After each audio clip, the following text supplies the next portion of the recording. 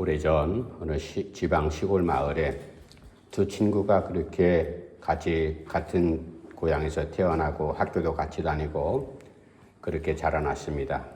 어엿한 청년이 되었습니다. 그 당시가 월남전이 이제 막바지에 이르렀을 때인데 그 두 친구가 마음을 같이 해서 월남전에 참전하기로 그렇게 함께 상의한 다음에 참전을 정말 했어요. 이제 월남전이 막바지에 이르는 그러한 시기이기 때문에 전투가 치열했죠. 그런데 한 부대에 소속된 이 두 친구가 이제 전쟁터에 나가서 싸우는데 돌격하는 그 한 친구가 앞으로 나가다가 배트공이 쏜 총에 맞았습니다. 쓰러졌습니다. 뒤에 있던 친구가 그것을 보자마자 뛰어나가려고 하는 순간 소대장이 붙잡고 야 김일병 너 미쳤냐? 지금 나가면 죽어. 가만히 있어. 내 친구가 저기 지금 쓰러져 있습니다. 그 친구 어차피 죽을 거야. 그 친구 데려오면 우리에게 짐이 될 뿐이야. 그런데 이 친구가 그 소대장의 손을 뿌리치고 기회를 틈타서 앞으로 쓰러진 친구 앞으로 나갔습니다. 나가서 그 친구를 없다시피 해가지고 끌고 오는데 그 친구는 벌써 등에서 총을 더 몇 발 맞고 이 친구도 총을 맞았어요. 그래서 겨우겨우 참호까지 와서 둘 다 쓰러졌습니다. 먼저 나갔던 친구는 이미 살펴봤더니 죽었어요. 그런데 그 친구를 데리러 갔던 그 친구도 부상을 입고 숨을 헐떡이면서 소대장한테 이렇게 말합니다. 소대장님, 제가 친구로부터 귀한 말을 들었습니다. 무슨 얘긴데? 숨을 헐떡이면서 그 친구가 죽어가는 소리로 내가 올 줄 알았다. 그렇게 하고 숨을 멎었다는 거죠. 물론 전쟁터에서는 별의별 일이 다 일어나죠. 죽을 줄 알면서도 친구를 구해러 나갔던 그 또 다른 친구의 마음, 우리가 얼마든지 이해해 볼 수가 있습니다. 오늘 본문 말씀 가운데 사도 바울이 여러분, 갈라디아 교회 여러분, 서로 짐을 져야 됩니다. 이 짐은 나의 짐이 되기도 하고 또 상대적으로 너의 짐이 되기도 합니다. 이 짐을 지는 것이 바로 그리스도인의 살아가는 삶의 여정입니다. 라는 것이 오늘 본문 말씀의 내용입니다. 사람이 길을 갈 때 짐을 들고 옛날에 보따리들 많이 들고 갔잖아요. 그런데 짐을 들고 가는데 어떤 짐은 가벼워서 혼자 넉넉하게 지고 갈 수 있는 이거나 지거나 매거나 하고 그렇게 갈 수 있지만 어떤 짐은 정말로 혼자 지기에는 너무 힘들죠. 그러면 길 가던 사람이 아이고 할머니 제가 좀 도와드릴까요? 하면서 옆에 짐을 나눠서 보따리 양끈을 잡든지 해서 서로 짐을 지고 가는 그러한 일도 있습니다. 우리가 믿음으로 살아가면서 우리가 개인적으로 지고 있는 짐도 있고 또 상대방이 지고 있는 짐도 있습니다. 이런 짐들을 볼 때 어떻게 해야 될 것인가? 오늘 본문 말씀은 서로 짐을 져라. 마지막 5절에는 각자 자기의 짐을 질 것이라 그렇게 말씀하고 있습니다. 짐이라는 건 인생 여정 가운데 뗄래야 뗄 수 없는 이 짐이라는 것. 그래서 예수님께서 수고하고 무거운 짐진 자들아 다 내게로 오라. 내가 너희를 쉬게 하리라. 내 짐은 쉽고 가벼움이라. 주님께서 우리의 죄의 짐을 십자가에 대신 져줌으로 말미암아 우리가 예수님을 본받아 살면서 무엇을 배울 것인가? 서로 살아가는 것이 얼마나 고통스러운 짐을 지고 살아갑니까? 그럴 때마다 나는 내 짐을 내가 책임지고 지고 상대방이 짐이 어려울 때 헛걱거릴 때 그 짐을 서로 나누어 지는 짐. 이게 정말로 그리스도인의 아름다운 모습이다. 그래서 오늘 본문 말씀을 통해서 각 짐을 서로 지는 그러한 발걸음, 여정, 그런 아름다운 모습이 무엇일까? 먼저 우리가 네 가지 사도 바울은 이제 이렇게 짐에 대해서 우리에게 말씀을 전해주고 있습니다. 첫 번째는 바로 잡는 그러한 걸음, 바로 잡는 여정이 이제 서로 짐을 져주는 것이다. 사람은 누구든지 알게 모르게 잘못한 일들이 있잖아요. 그것이 이제 법에 저촉되면 범죄가 되고, 경미한 일 같으면 잘못한 일, 그렇게도 이제 우리가 인식을 하게 됩니다. 그럴 때 혹 성도들 가운데 잘못한 일 때문에 어려움을 당하는 사람이 있으면 그것을 바로 잡아야 된다. 그런데 바로 잡아주는데 어떻게 잡는가 하면은 온유한 심정으로 예수님의 마음을 품고 그렇게 잡아야 된다. 우리가 자식들을 길러봤잖아요. 또 자식된 입장에 있는 사람들도 있겠지만 우리가 무언가를 바르게 잘못된 것을 잡아줄 때 너무 세게 꺾어버리면 부러집니다. 그러니까 목적은 바르게 다시 원위치로 잡는 게 목적인데 그것을 너무 과하게 힘을 줘서 잡아 당기거나 비틀어 버리면 그것이 부러져 버리고 맙니다. 그러면 차라리 건들지 않은 만도 못해요. 그러므로 우리가 이제 바르게 잡는 것이 바로 서로의 짐을 져주는 일이다. 그런데 우리가 분명히 알아야 됩니다. 서로 짐을 지는데 절대적인 짐도 있고 상대적인 짐도 있어요. 내가 지는 짐은 나에게 절대적인 짐이 될 수가 있죠. 그러나 내가 나와 함께 살아가는 사람들, 식구가 되었던, 이웃이 되었던, 우리 성도들이 되었던 주변 사람들 볼 때 너무 지쳐서 힘들어 도저히 내가 상식으로 판단해도 저 짐은 혼자 지고 갈 수 없는 짐이다. 그렇게 판단되면 그 짐을 서로 나누어 져주라. 바로 그런 의미입니다. 그래서 짐을 질 때는 두 가지 측면을 사도 바울은 얘기를 하고 있습니다. 어떻게? 내가 짐을 지는 당사자일 수가 있고 또 다른 사람의 짐을 나누어서 함께 지는 그러한 내가 될 수가 있다. 이 두 가지를 늘 항상 우리가 생각을 해야 되는데 짐을 져줄 때 이제 먼저는 바르게 잘못된 것, 왜곡된 것, 그런 것들을 바르게 잡아주는 것이 서로 짐을 져주는 일이다. 이게 바로 짐을 지는 그리스도인의 여정인 것을 바울이 우리에게 이제 지혜롭게 말씀을 전해주고 있습니다. 두 번째, 우리의 짐을 서로 지는 그러한 아름다운 그리스도의 여정이 무엇일까? 2절 말씀 제가 한번 읽어드릴게요. 2절 말씀, 너희가 짐을 서로 지라. 그리하여 그리스도의 법을 성취하라. 짐을 서로 져주는 것이 그리스도의 법을 성취하는 것이다. 여기서 짐이라는 말은 사람을 억눌러서 너무 힘들게 하는 짐, 그런 짐이 나에게 발견되거든 가만히 눈 감아 버리지 말고 함께 짐을 나누어서 져주는 그러한 모습이 너에게 분명히 있어야 된다. 내가 바로 그 당사자가 될 수가 있다. 내가 짐을 지고 갈 때 내 힘으로는, 내 영향으로는 절대로 이 짐을 질 수가 없는 그런 상황이 있잖아요. 그럴 때는 어떻게 해요?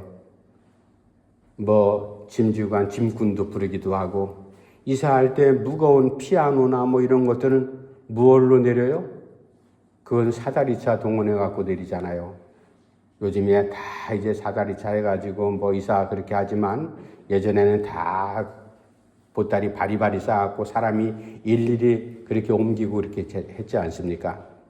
그러니까 여기서 짐이라는 이 바로스라는 말은 너무 힘들어서 나를 억눌리는 그러한 상황의 짐, 이러한 짐을 우리가 이제 져주는 것, 그것은 바로 예수님께서 우리 인간들 스스로 죄의 짐은 죽었다 깨어나도 그 죄의 짐은 해결할 방법이 없어요. 그 결과는 죽음이기 때문에 어떤 죽음? 우리가 자연적인 수명을 70년, 80년, 100년 사는 그런 자연적인 수명의 죽음이 아니라 우리는 영혼이 있는 그러한 존재 아닙니까? 영적인 죽음, 영원히 죽는 존재가 되어버리는 것. 죄의 결과가 그거였거든요. 그러나 그 문제를 하나님께서 해결하시기 위해서 우리에게 그리스도를 보내셔서 우리의 죄짐을 지게 하신 바로 예수 그리스도. 그래서 서로 짐을 나누는 것이 그리스도의 법을 이루는 것이다.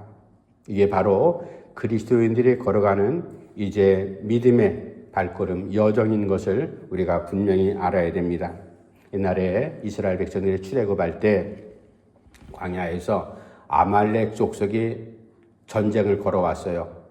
그런데 사실 이스라엘 백성들 피난민들이 아니겠습니까? 제대로 훈련된 군사가 있었던 것도 아니고, 그래도 전쟁이 다가왔으니까 있는 주변의 여러 가지 지형지물을 이용해서 전쟁을 싸움을 해야 돼요. 그럴 때 도저히 불가능합니다. 모세가 산꼭대기에 올라가서 하나님 앞에 기도합니다. 손을 들고 기도합니다. 하나님, 우리를 그 애굽 땅 종되었던 땅에서 우리를 인도해서 자유를 주셨는데 우리가 생각하지도 못했던 이런 난관에 부닥쳤습니다. 이 전쟁을 우리가 무슨 수로 당해낼 수가 있겠습니까? 하나님 도와주십시오. 그래서 하루 종일 모세가 손을 들고 하나님께 기도할 때 손이 떨어지지 않는 그때에는 바로 이스라엘의 승기를 잡아갔어요. 근데 이 모세도 사람인지라 팔에 들고 있으면 아프잖아요. 손을 내릴 때 백성들이 그걸 알았습니다. 모세의 손이 내려갈 때는 이제 전세가 기울어지는 그러한 모습을 들고 안 되겠다. 우리가 모세의 팔이 내려오지 않도록 꼭 붙잡아야 되겠다. 그래서 아론과 훌이 모세를 자리에 앉게 해서 손을 들게 한 다음에 양옆에서 아론 한쪽, 훌 한쪽 잡고서 모세의 손이 내려오지 않도록 그렇게 도왔다. 서로의 짐을 져주는 겁니다. 이 아름다운 모습.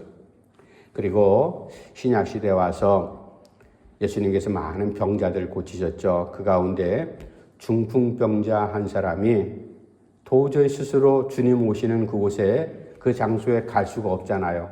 그런데 친구들 4사람이 이 사람을 예수님께 데려가면 일으켜 세울 수 있을 텐데 어떻게 할까? 그런데 그 사람 침상을 메고 예수님 계신 곳에 왔더니 그 집에 이미 예수님 들어가 계시는데 들어갈 방법이 없는 거예요. 인산인해를 이루기 때문에. 어떻게 했어요? 지붕을 뚫어가지고 그 사람을 줄에 매달아 갖고 예수님 계시는 그 집안 가운데 내리잖아요. 이 모습을 보고 예수님께서 그 병자를 보고 예수님께서 그 병자를 치유하신 게 아니에요. 성경에 보면 그 사람, 4사람의 믿음을 보시고 그 사람을 치유했다. 짐을 함께 져주는 이러한 아름다운 모습. 이게 바로 그리스도인들이 걸어가는 믿음의 여정이다. 그것이 바로 그리스도의 법을 성취하는 모습이다. 3번째, 우리 그리스도인들이 걸어가는 삶의 여정 가운데 어떤 여정의 걸음을 걸어가야 될 것인가? 3절 말씀 또 한번 읽어드릴게요. 3절, 만일 누가 아무것도 되지 못하고 된 줄로 생각하면 스스로 속임이라. 우리가 간혹 그런 일이 있잖아요. 자기가 뭐나 된 것처럼 주변 사람들이 볼 때는 아직 설이 걷거든요. 아직 조금 철이 덜 들었어요. 이제 자리는 맞긴 했지만 저 사람이 성숙하지 못해요. 인격적으로 여러 가지 부족함이 드러납니다. 그런데 본인 스스로는 나쯤이며 이제 내가 모든 것을 이뤘다. 잘난 척하는 사람들이 있죠. 그런 사람들이 이끌어서 내가 된 줄로 스스로 착각하면 안 된다. 이것은 결국은 자기를 속이는 일이다. 자기를 속이는 일. 하나님 앞에 우리가 모든 것이 낱낱이 나는 하나님 안 보는가? 지금 아무도 없으니까 안 보는가? 내 멋대로 내 판단대로 잘못을 하든 아무도 안 보니까 괜찮아. 아무도 안 보긴 하나님께서 보고 계시는데 사람들은 잘 모르죠. 내가 아직 부족한 존재인 것을 잘 모릅니다. 그러면서도 내가 이만큼 성장했고 이만한 자리에 올랐으니까 이제 내가 큰 힘 있는 영향력 있는 사람이야. 지도자감이야. 그렇게 생각해가지고 이번 선거에도 나온 사람들이 많이 부주기수로 있을 겁니다. 범죄자도 나오고 별 사람도 다 나오잖아요. 그런데 오늘 그리스도인들 가운데 우리가 이제 바울을 통해서 들려주는 말씀, 사도 바울이 그런 체험을 한 본인이거든요. 사울이었을 때, 예수님을 만나기 전에 사울이었을 때 그가 유대인으로서 아주 명석한 사람이었던가 봐요. 지금 같으면 서울대 법대 가는 그 정도의 실력을 갖고 이제 율법, 그 당시에 최고의 선생이었던 가말리엘이라는 사람, 문화생이 돼가지고 율법을 배웠어요. 율법을 배우는데 이 사울을 쫓아갈 만한 그러한 다른 동료들이 아마 없었는가 봐요. 최고 두각을 나타냈습니다. 예수님 생전에 이 사람은 아마 율법을 공부를 하고 있었던 것 같아요. 그렇게 하고 다 끝나고 이제 어엿한 자리에 아마 지금 같으면 학위 수여를 이제 받았겠지만, 박사학위 수여를 받았겠지만, 그 당시에는 그런 게 없었잖아요. 예수님께서 십자가에 달려 돌아가셨어요. 모든 사람들이 뿔뿔이 흩어지는 듯 보였습니다. 근데 유대주의자들이 유대교에서 아니다. 곳곳에 도망친 예수님을 따랐던 그러한 제자들이 있다. 그 자들 가만히 두면 안 된다. 아예 씨를 말려야 되겠다. 그래서 사울한테 완장을 채워줬어요. 너 가면서 절대적인 권한을 줄 테니까 그 예수를 따르는 누가 되었든 무너뜨리고 죽이고 잡아오든 내 마음껏 해라. 이 절대적인 권력을 받은 이 사울이 야 됐다. 그래서 천방지축 날뛰면서 예수 믿는 사람들이 있는 곳이라면 어디든지 가서 닥쳐가지고 그 사람들 체포하고 죽이고 때리고 이런 것은 폭력 행하는 것은 유대교에서 자기에게 주어진 권한이거든요. 그러니까 자기가 뭔가 된 것처럼. 그런데 그날도 다메섹에 예수님을 믿는 사람들을 잡으러 갔다가 예수님 만나 꼬꾸라지잖아요. 그리고 예수님의 복음을 접하게 됩니다. 사울이 그때 변했어요. 변하고 난 다음에 바울이 된 다음에 고백하는 내용이 뭐예요? 내가 다 된 줄, 선줄로 높은 자리에 오른 줄 알았는데 형편없는 내 자신을 발견했습니다. 아무것도 아니었습니다. 하나님을 경외한다고 하지만 하나님의 진실한 사랑이 무엇인지, 이스라엘 백성들에게 준 율법을 내가 최고로 달달달 외우면서 누구보다도 잘 해석도 잘하고 그랬지만 그 사랑의 본질의 의미를 내가 몰랐습니다.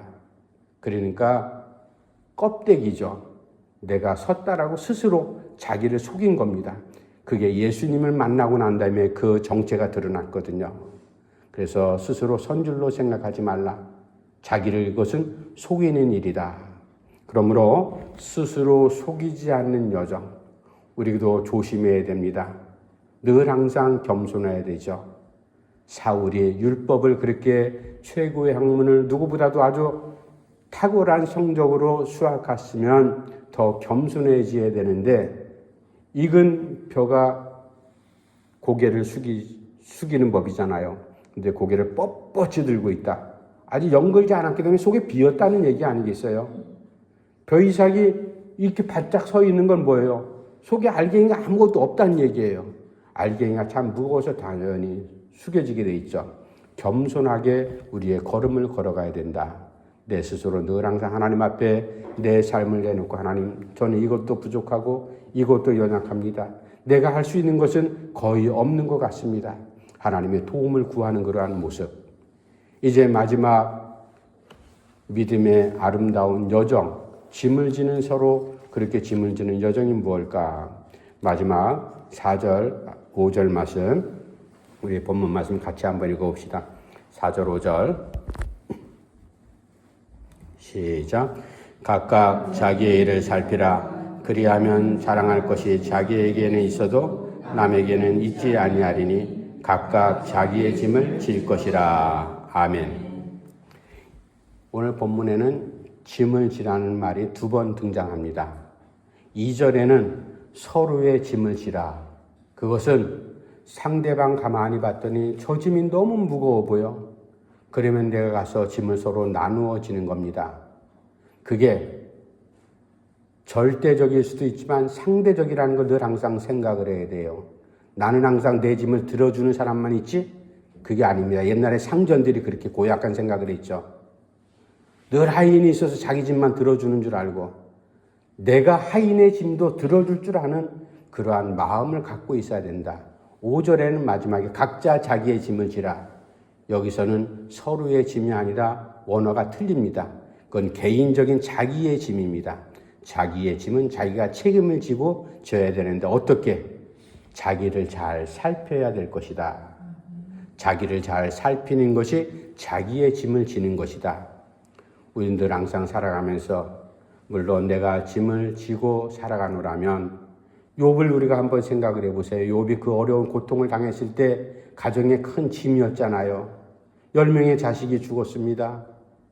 그리고 아내는 욕을 하면서 집을 나가버렸습니다. 온몸은 완전히 종기투성입니다. 야, 나도 죽어야 될까? 그럴 수는 없잖아요. 하나님 앞에 며칠 울면서 죄를 뒤집어 쓰고 그렇게 이제 부르짖어도 하나님은 아무런 답변이 없습니다.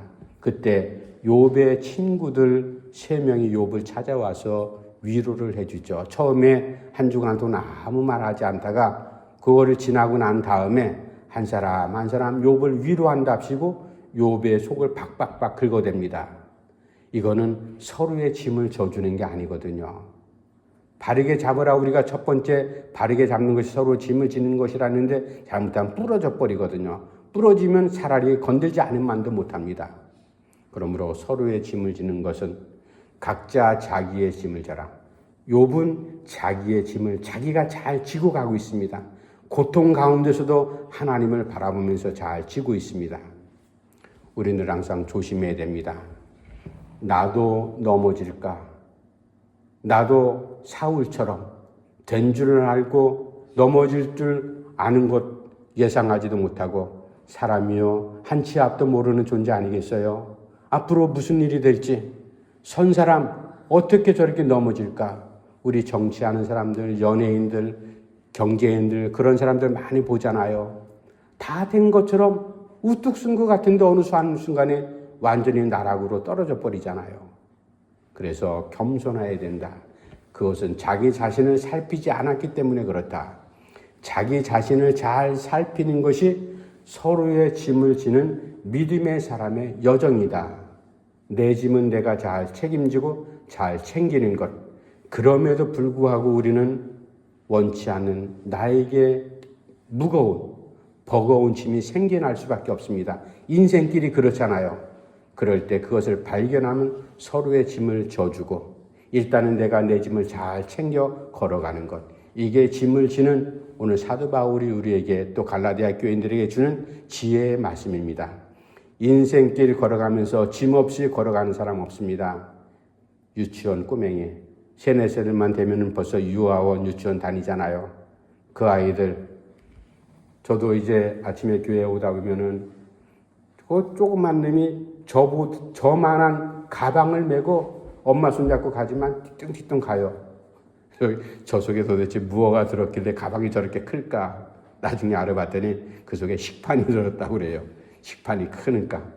그 짐이거든요. 그것도. 짐을 지고 우리 인생은 어릴 때부터 걸음마를 시작하면서 짐 지고 죽을 때까지 걸어가는 게 인생 아니겠어요?